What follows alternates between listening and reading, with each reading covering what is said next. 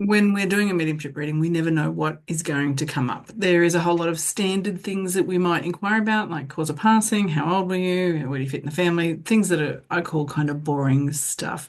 And then we have our personality traits, character traits, behaviors.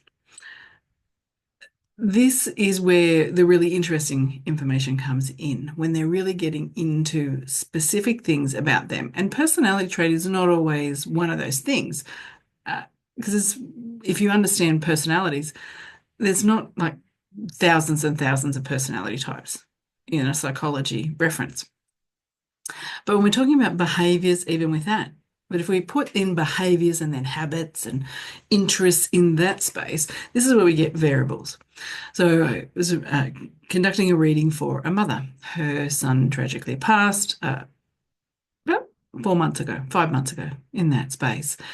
And we'd been in the reading for quite some time. He talked about how he passed, he talked about his family and how he makes himself known and all those types of things. And we we're getting towards the end of the reading. And he showed me an origami bird, duck.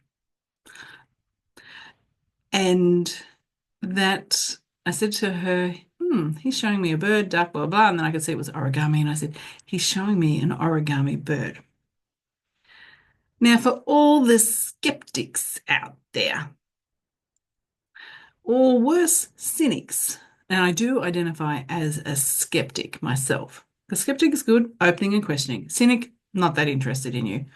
Uh, but a skeptic is good because they're open to explore and they're questioning and they're challenging it. So that's who I am. Makes this seat really interesting to be a skeptic and sit in this seat.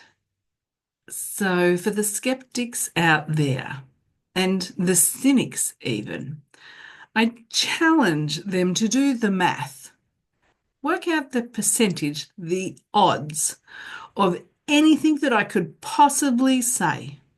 Mind you, I wasn't looking at the mother, I was actually engaging with the son. So I know I'm not reading the mother based on how I'm facing. Of all the words that I could say, let's just start there. Of all the words, of all the interests, of all the phrases, of all the things that I could say, that I said origami. Work that out as a percentage. What's the chances of me saying origami bird? And that particular individual, that is what they did all the time. I mean, to start with, a teenage boy that's 18, that's lively and sprightly and humorous and, bit of a rogue. What's the chances of that child in those personality traits, those character traits, to be really into origami? That roguey boy that hangs out with his friends and, uh, you know, normal teenage boy of that age, that stage in life, even to be interested in origami. What's the chances? That's pretty rare. And so when someone says that this is made up, or what we say is like, oh, it's just random, or it's that's a coincidence. Sorry, I call BS on that. As an analytical mind that is a skeptic, I know what the sum would look like, the percentage, and I know how many decimal decimal places there would need to be after that to work out the chances of me saying origami bird, and that this 18-year-old boy that was lively, sprightly, and did all kinds of normal roguey stuff, that was his hobby and that he always did that.